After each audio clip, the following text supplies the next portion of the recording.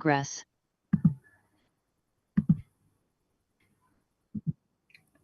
Yeah, thank you. Dr. Rana, can you stop sharing? Yes, Because sharing, na? Yes, yes, yes. yeah, thank you. Praveen.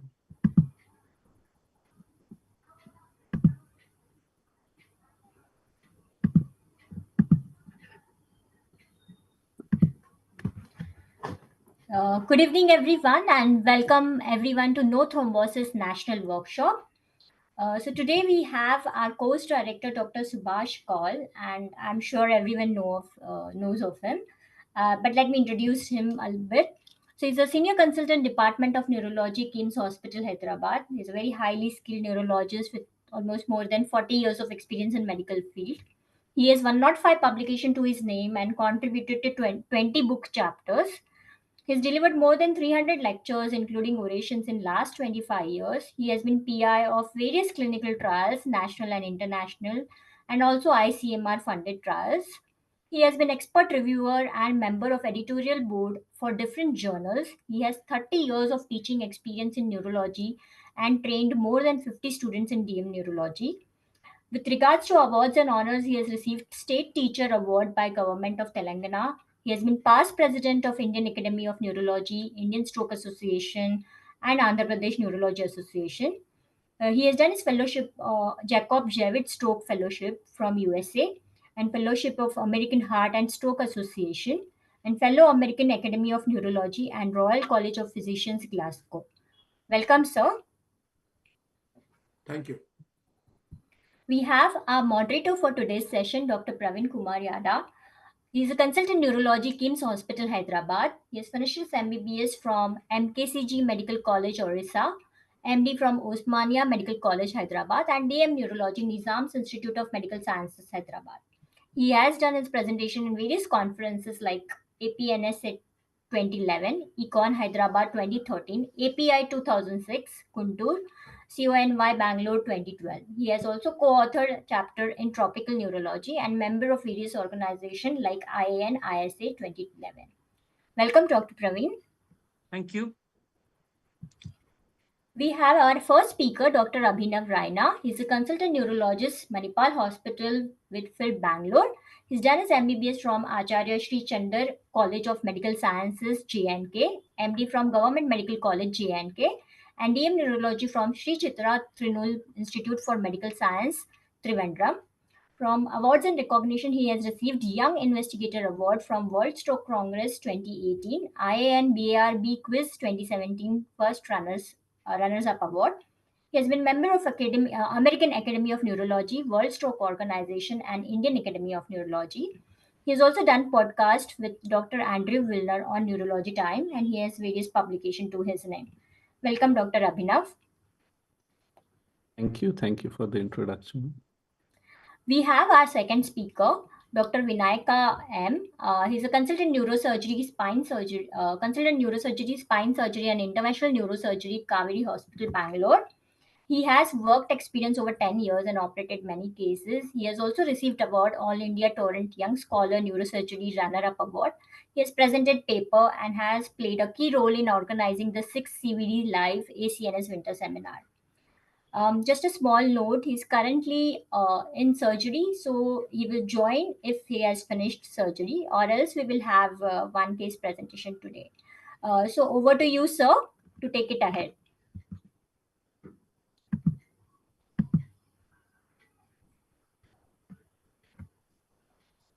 I'm not able to share the screen. 1 second, I'll stop share. Yeah, 1 second. Now you'll be. Oh, sure. Okay, and just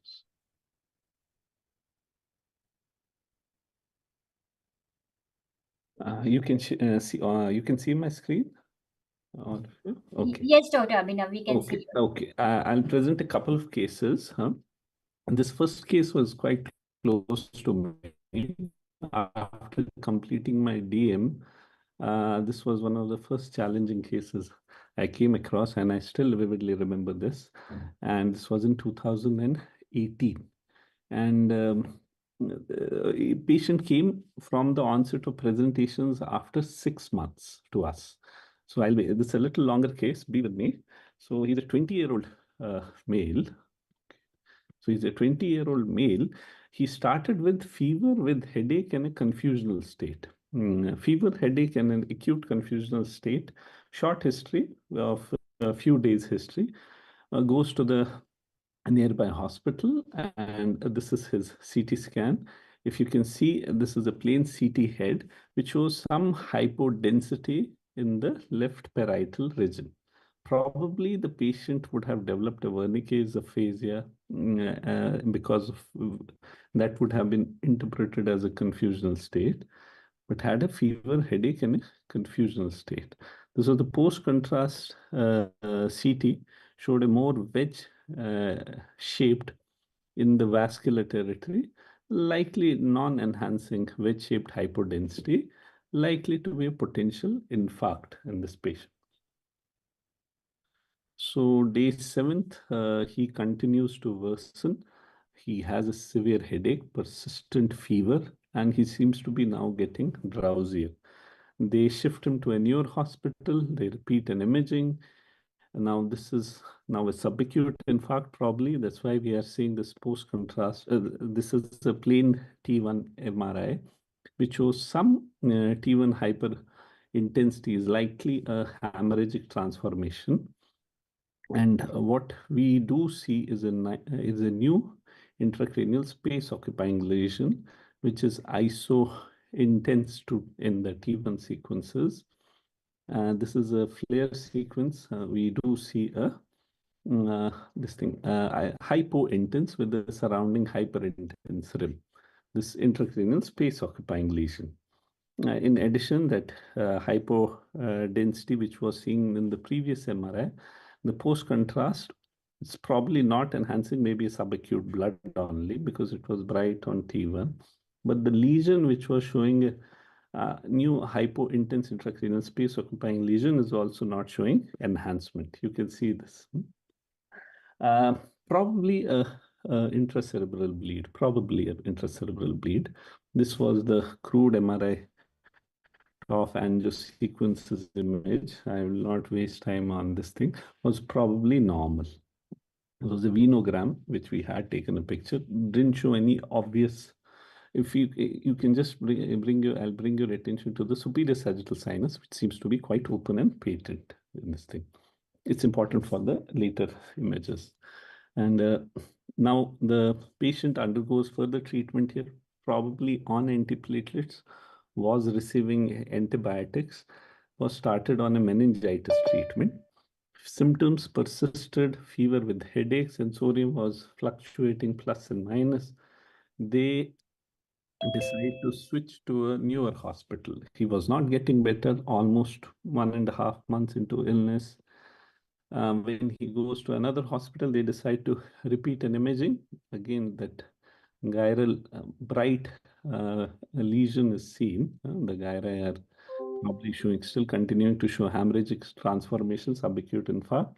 Now that intracranial space occupying, which was hypo on T1, now it's become bright. What we do see is a new lesion adjacent to it in the deep white matter, high frontoparietal sections. So another new lesion has come up. This is probably plain T1 weighted image only, which is showing the margins being bright and the central hypo-intense lesion. I bring this patient also underwent again a venogram there. In this venogram, now we fail to see the superior sagittal sinus. He underwent a diagnosis of cortical venous sinus thrombosis. CSF was done, was sterile, but biofire showed positivity for probably this thing, Epstein-Barr. Patient was continued on ceftriaxone 2 grams. Along with that, he was on vancomycin and meropenem and acyclovir along with anticoagulation. So you see this two lesions, intracranial space occupying lesions here. What next? But patient is not showing signs of improvement. He is continuing to worsen. There has been this is now, it started in Jan. In the month of later half of Feb, he had again, he shows some improvement and then has an acute relapse. Now again, he started having acute worsening headache with fever, with drowsiness. Now he shifted to Delhi. And again, they repeat an MRI. Now we are finding another new lesion. Again, now this is a frontal parasagittal lesion, bilateral frontal. Now this is showing um, heterogeneous intense lesion. But again, if you see, it's in the distribution of the anterior cerebral artery. There are some dark hypointense lesions, whether they reflect a hemorrhage or not, possibly. But it is in the bilateral ACA distribution. What's happening to those large hemorrhagic lesions? They are showing some resolution, perilesional edema, and the wedge-shaped infarct is not showing much mass effect. It's also showing some degree of resolution. These are the coronal images, T2 weighted images. Again, heterogeneous lesions in and around in that ACA territory. Uh, I'll go forward. Again, these are T1 non-contrast images showing some bright signal suggesting as a possible subacute hemorrhage also in a hemorrhagic transformation. Again, the same. Post-contrast did show some sulcal enhancement in the frontal, mesial frontal region, in the sulci. But other than that, nothing much remarkable. They repeat a venogram. Superior sagittal sinus is still not seen, and he was continued on anticoagulation and antibiotics, the same meningoencephalitis cocktail anticoagulations. And despite all the tests, not much major changes in the treatment from the previous hospital. Apparently, the patient improves. He feels the headache is better. Fever has become intermittent. Sensorium seems to be better, but he's an apathetic state, in more akinetic mute. He had some frontal executive dysfunction also because of the ACA territory lesion. Now, in 2 months later, in the month of April, so he was more or less getting a little bit better or static. Then in the month of April, he again has a relapse. Fever starts with the fever, headache, vomiting, and drowsiness. Now, what does the MRI show? MRI shows this time now it's in the right parieto-occipital lesion. Again, T2 flare, hypointense lesion. The bilateral bilateral mesial frontal lesions which were there, it is somewhat getting consolidated into a more homogeneous hemorrhagic, large, well-defined hemorrhage. But now this MRI shows a new right parieto-occipital hemorrhage. Again, showing it right. And if we go back, the previous left parietal hemorrhagic lesions are resolving, are resolved. Again, the coronal sequences showing the same thing. Sorry for the miniature images. I'll skip that. This is the plain CT scan. Now we can really appreciate, because hemorrhages can give various signals in T1, T2, very difficult acute, subacute stages to differentiate. CT is very simple, easy. We can clearly see it's a large right parieto-occipital bleed, and we can appreciate the resolving bilateral mesial frontal hemorrhagic lesions. Okay, so this is the CT again. Given anti-edema measures, his anticoagulation was probably discontinued. May month comes, he has again fever, headache, vomiting. He improves and then worsens, improves and then worsens. Depressed sensorium. Guess what? Repeat CT, another new bleed in the right front lead.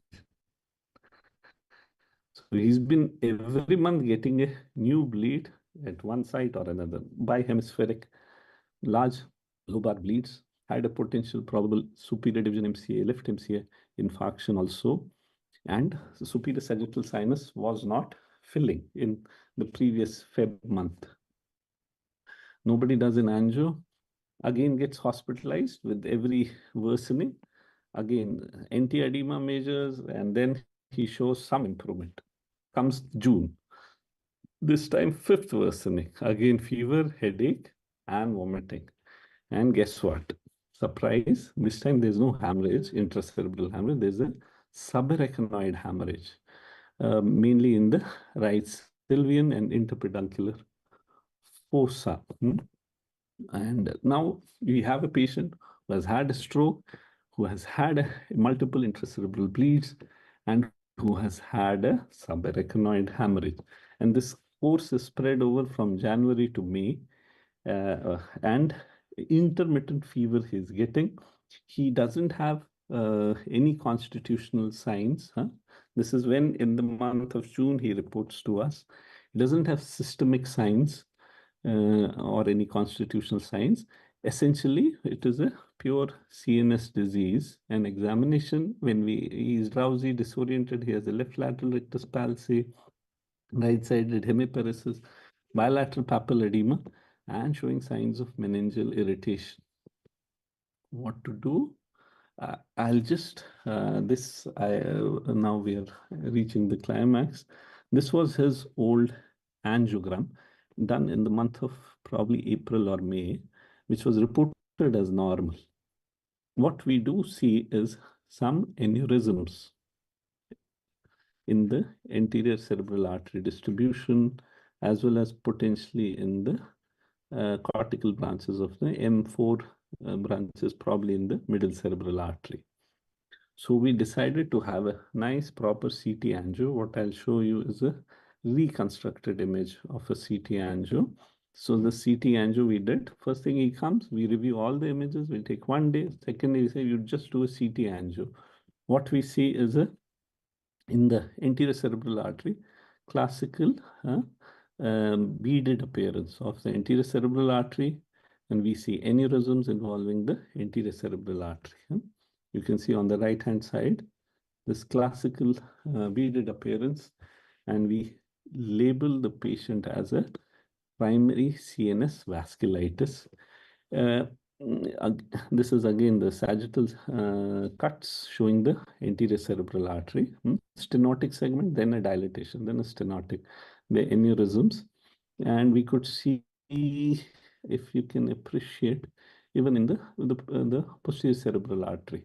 The PCOM was prominent, so you could see the narrowed segment, then the dilatation, then a narrowing, then a dilatation. So we label this patient as a CNS vasculitis. Again, you can see this appearance, narrowing and then dilatation, narrowing and then dilatation. This was the classical. So this we label the patient as a CNS vasculitis. And and we didn't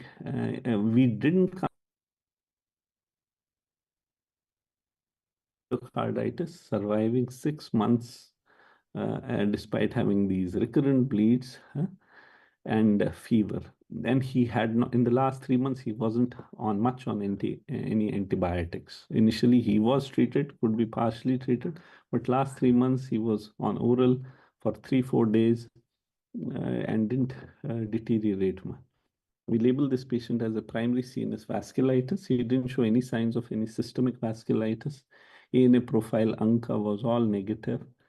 We started the patient on pulse IVMP, followed by oral prednisolone, 1 milligram per kg, roughly 60 for a month, followed by gradual taper.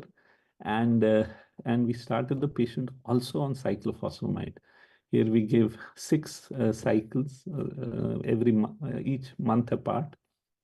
And thereafter, we continued after monthly 6 doses, every another 3 doses.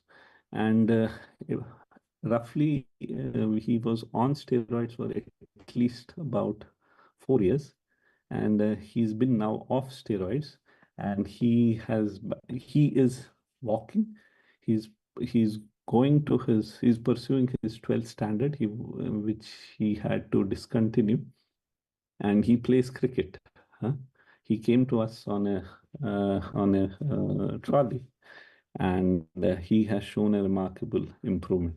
So this was the first case of CNS vasculitis, having a stroke, infarct, large bleeds, and also a subarachnoid hemorrhage.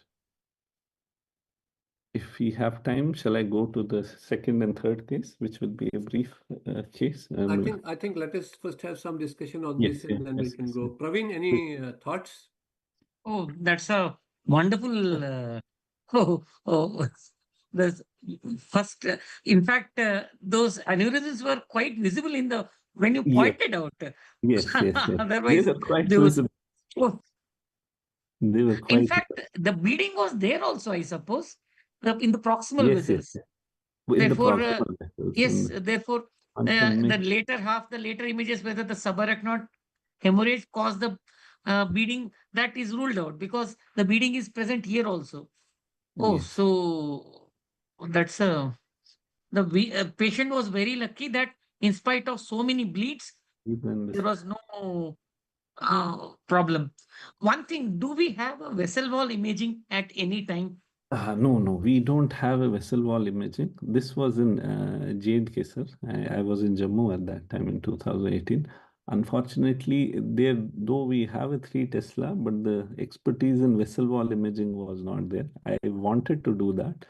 Also, sometimes hands are tied. He had 5 hospitalizations. Money was also quite, so I had to Totally agree. decide on a single most valuable investigation, and I thought after I took a day or two, went through each images, and then I came across this stuff. He had a huge bundle with him going through each canvas. So I took a couple of days, then carefully this top image came across me. I shared it with my neuroradiologist. I think this looks like a vascular. He said, definitely go ahead with the CT angio if your DSA is an issue. We went with the CT angio. Luckily, it showed a very classical picture. Very Uh, classic. Bleeding is very well described, but I didn't know about microaneurysms Mhm. being a hallmark of vasculitis. That I- that Yes, I think that part I was no, I think the fact that he was not diagnosed, the longer illness, and hence we could see these aneurysm. If it would have been infective endocarditis, we would have killed him. We didn't give him any antibiotics. We gave steroids and cyclophosphamide, and he improved. And he improved like anything. His And alertness, his cardiac echo and all were normal, right? were normal, were normal, were normal. We did a ESR CRP, didn't show very high levels. It I was mean, as you were presenting, I was thinking internally that this is infective endocarditis, but obviously yes no infective yes. endocarditis will go on for 4 years. But a lot of things are in favor of infective endocarditis because these aneurysms, particularly, they are the distal anterior DACA aneurysms, as they say. But then obviously that cannot happen for 4 long years. So I think vasculitis, but he's very lucky that he has done so well, and I mean, he has been first of all diagnosed, and then he has got the proper treatment. Otherwise, vasculitis can have a very disastrous course. So nice case presentation, a lot of learning. Thank you. Thanks a lot. So Yeah. what maintenance he's getting now these days? so what we thought of, we'll keep him on a 5 milligram of isolone. He called me from J&K last. He himself had tapered it to 2.5 some year back, and then last 6 months he's not on steroids. And so far he was on steroids from 2018 till about 2024. And for last, I think 1 year, he is not on steroids. He keeps messaging. Apparently, the boy is doing okay. He hasn't And had any. his lumbar puncture was also Lumbar puncture normal. was sterile, sir. Lumbar puncture was sterile. The cells were, I think, around only 8. and the proteins was slightly elevated, and what I remember, but it was less than 10 cells. But Protein, anyway, glucose was normal. But CSF biofire had shown positivity for Epstein-Barr virus. I don't know how to explain that. Many times we come across a biofire. Maybe he had a Epstein-Barr which triggered a vasculitis. yeah, yeah, good. Uh, Good case. could we Yeah, show Praveen. that reversal of the bleeding? Did we show it? I didn't do the angio, so that would have been actually a interesting Yes, that would thing have. to do. Yeah. But yeah, but it skipped my mind. He was doing so well. I- He- I think one needs to monitor the disease with the periodic angiograms, at least TOF, to see ongoing active disease. That would be one way of looking, in addition to clinical and ESR CRP. We should have ideally done that to demonstrate the reversibility. Next time, if he says, I will ask to see 6 years down the lane how he's doing. How about the angiograms are showing what is the status of aneurysm? That is a good point, sir. Well, Very Those good. Very nice case. aneurysms, they look dangerous, isn't it? yes, Whether yes. I don't think we can do anything for them, but the proximal one, which was the last time which has bled, oh, how is it and all? Maybe that would help. Yeah, If the patient messages you once more, we can have yes, a just a definitely. request to see how the lesions have resolved, Yeah. bleeding and aneurysms. Correct, correct, sir, correct. According to the books and the literature, do the aneurysms also resolve? Yeah. Aneurysms have been described in vasculitis, particularly in the tertiary vessels, smaller one. It's because of the vasculitis, the vessel walls becomes weaker. You can have outpouchings, can have subarachnoid hemorrhage, but the resolution of aneurysms, I'm not sure. Maybe Yes. they remained the same size, hasn't shown an enlargement, and hasn't bled because probably the once post-inflammation, some fibrosis, it hasn't, the wall hasn't, the sac hasn't weakened and might have. But reversal of aneurysm, probably not. I'll check on that. I'll check on that. Wonderful presentation. Very great case. Very, very nice. Thank you. Thank you, Abhinav. Let's go to the next case. Okay. So next case, this is a simple one, but realizing the importance of doing a vessel wall imaging. This patient, a young guy, straight away coming to the MR, he was a 27-year-old guy, male. He presented with gait unsteadiness, vertigo, and vomiting. MRI diffusion within the 24 hours. It shows a posterior circulation stroke, bilateral cerebellar infarcts. We see clear-cut cerebellar infarcts, which is there. This is the TOF angio, intracranial. Normally, patient comes in the acute stroke period. We do a diffusion SWI flare as a protocol here, along with the intracranial angio. Quick. And here the intracranial angio showed a hypoplastic left vertebral, right vertebral seemed normal here. And the basilar also essentially okay. Probably the right PCA is formed through the PCOM, not well visualized, but grossly normal. This is the once we decided we'll not thrombolize this patient, then subsequently we undergo a neck vessel imaging and further imaging to evaluate the cause of stroke. What we see is a TOF angio neck in the left sided, which we thought initially is hypoplastic vertebral, is not well seen, which was seen in the V1, V2 segment of the vertebral artery is seen, but the V3 is not seen and the terminal V4 segment is seen. So we got a little suspicious. No, V3 is not seen. A young guy, 27, no risk factors, overt risk factors. What could it be? Hence comes the importance of doing a T1 fat sat or VISTA sequences to suppress the fat, to look at the wall of the vessel. This one, T1 fat sat image, shows a crescent sign, clear-cut, bright signal in the wall of the right vertebral artery, which is suggestive of a dissection. We double checked, it's not an artifact. It is seen in the sagittal cuts also.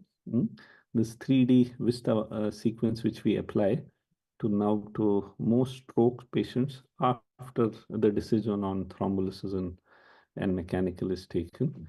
And we can clearly see the right vertebral, and there is a bright signal from the wall.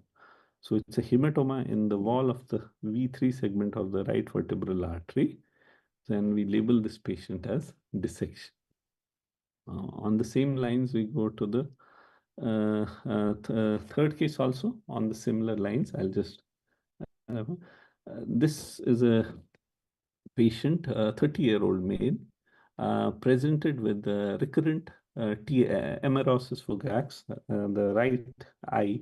He would have a transient loss of vision. 30-year-old coming again and again. I was walking through the corridor, and he had met me previously for one of his relatives. He tells me, "Doc, I'm having a cardiology concern." I'm like, "Why you are having a cardio?" "I'm having a recurrent vision loss." I held his hand. I took him to my chamber. I tell me in detail. I keep having this vision loss since last 1 month. I lose, and it recovers within minutes in the right eye. So MRI brain was normal, absolutely normal. This TOF did show some additional reconstructed image, something odd about the right ICA as it enters the cranium. This TOF reconstructed and just shows a reduced caliber of the right ICA, reduced caliber of the right ICA post bifurcation from the neck, extending up to the cranium. This is the sideways cut. See, this is the left ICA, good caliber. The right ICA caliber is reduced.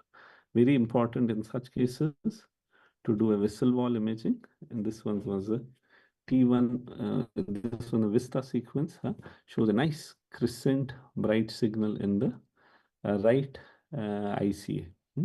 And before the TIAs, he had a headache, a right-sided headache, and a right-sided neck pain, and clearly shows a hematoma in the wall of the right vertebral artery, suggestive of a vertebral dissection.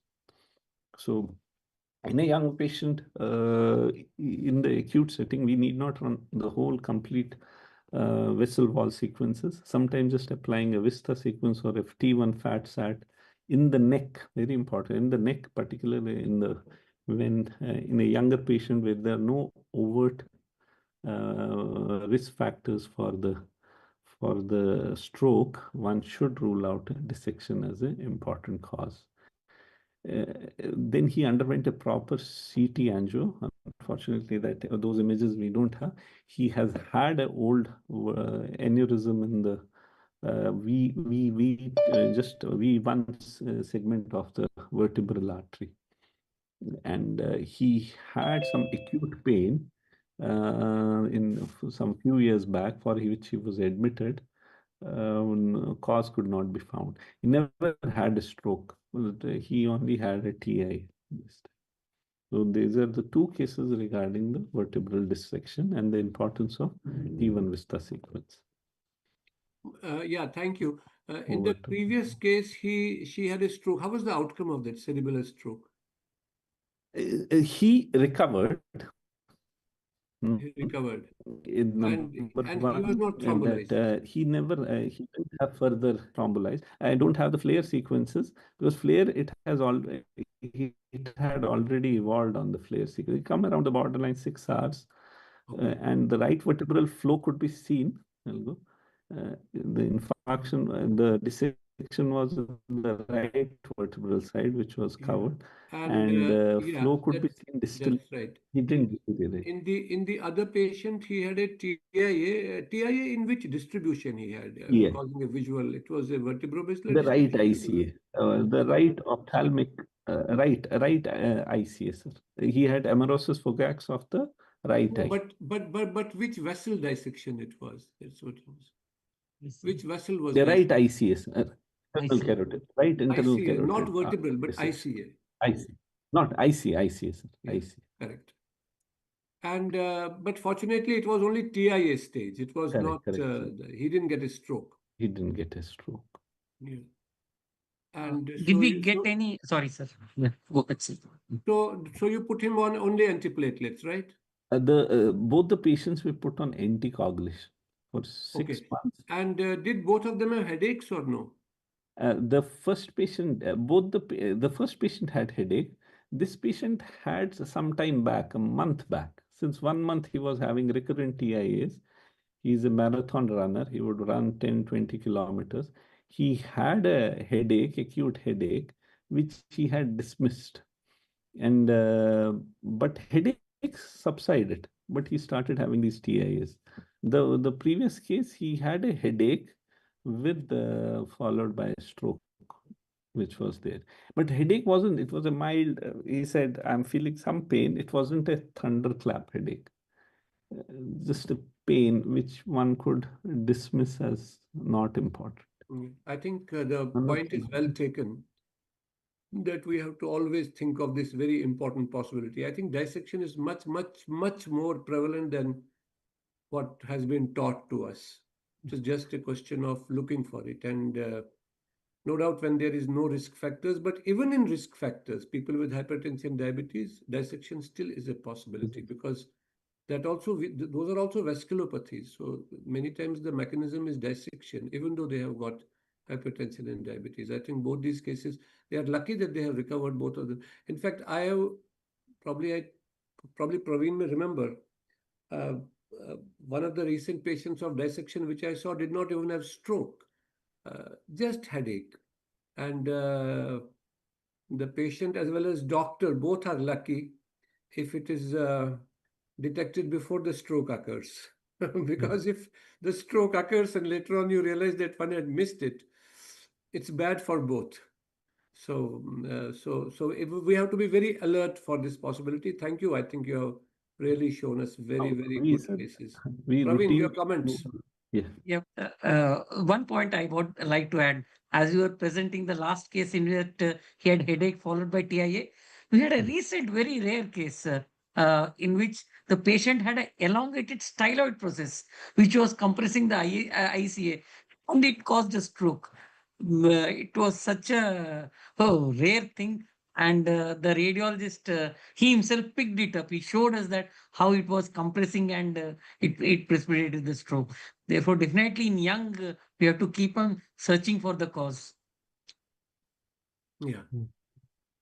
No, we now routinely do a neck vista sequence as a part of an evaluation for and not an obvious cause of stroke. When we are doing a neck vessel angio, along with that top neck, we do a vista sequence also parallelly. Almost all cases by default. How much time does it take, sir? Because from the cover, the arch of the aorta, neck, do we do on the acute or after a day or two? How do we do it, sir? Because this we do, sir, post thrombolysis. We are very strict. When the patient comes, stroke protocol, diffusion, SWI flare, and an intracranial angio. If patient is undergoing a thrombolysis or a thrombectomy, further angio after that only. In this and further neck angio takes about 15-20 minutes, and additional vista another 5-10 minutes. So that will delay the. So we don't do that. The decision is done on the initial sequence. Once the thrombolysis is done, patient is stabilized. Before shifting to the ICU, which is in the first floor in our hospital, we take the patient back to the MRI, do the neck angio and this vista sequence, and then take the patient back. Also, always says, definitely in strokes, if you're not find a cause, we should imagine the image the arch and the neck vessels. I still remember one of the cases, patient developed a stroke, was terribly restless, and because had a left MCA, aphasia, the arch, importance of arch, had a aortic dissection which had extended to the common canal. We were lucky we didn't thrombolyze. The radiologist, hey, this arch is looking a little funny. Something is there. No, no. Wait, don't thrombolyze. And there was a aortic dissection. And patient was terribly restless and couldn't communicate. We were sedating him. Why is he not for the angio? And then we did a CT angio. He was terribly restless. We wanted to do it fast. We sedated, took them to the CT. Luckily, we did a CT. MR can sometimes miss a aortic dissection. Not good. That patient, we did a CT angio there. MR is easy. We don't have a DM residence neuroradiologist. So at night time, patient comes stroke. We want to be absolutely sure. MR is easy. CT stroke window changing is so I do that when I'm around, but that patient during daytime they came. I still remember had a aortic dissection and came in the acute window. But that patient succumbed. She died. So thank you very much. I think you have really shown us very interesting cases. It has opened our windows of thought. And Praveen, anything else before we call it a day? No, sir. Always listening to these challenging cases always makes the day brighter, I would say, the night or whatever. Yeah. Yes. Because all cases, we see that it seems that we have not seen anything. All cases are different. All strokes are different. And just, when we say that I have a lot of experience, I want to say it is still less. You have a lot of experience, but it's not enough because there is no limit for experience. Not at all. The 100th patient is different from the 99th patient. And so thank you so much, Abhinav. So can we give back to the organizers? Yes. Thank you. Thank you for the wonderful presentations. Thank you. Very wonderful. Yeah. Yeah, thank you everyone. Thank you, sir. Thank you, Dr. Abhinav, to have such interesting cases, and thank you to the moderator and sir to have a very good discussion. I guess we don't have our second speaker, unfortunately. I guess he's still in surgery, so we can end this call with sir's permission with this meeting. Thank you. Thank you. Good night, everyone. Thank you. Bye-bye. Thank you.